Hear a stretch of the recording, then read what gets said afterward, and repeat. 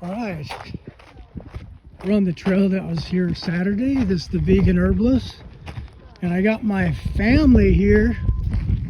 I got my favorite, well, two favorite nieces there.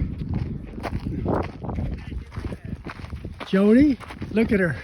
She's a top athlete. She was a volleyball collegiate player. She's kind of sitting, well, she's not semi-retired. She's still going. Now she's playing. Yeah, I'm still playing. Now you're playing what? Sand Still playing volleyball and volleyball? pickleball. Okay, there you go. And she's heading towards Plant Strong. She just needs to throw away her mama's recipes and she'll be there. Here's my sister Brenda. Yeah. She's very athletic. Yeah. And tell her about your athletic when you went I like to be outdoors. community college. I played fast pitch softball and basketball, field hockey, and I play a lot of pickleball now and watch my grandkids play sports. There you go. Yeah.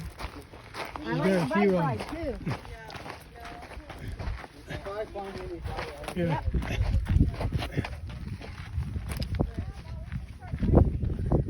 Yes. Get your bike So ready. anyhow, Yeah, where's the tires are going?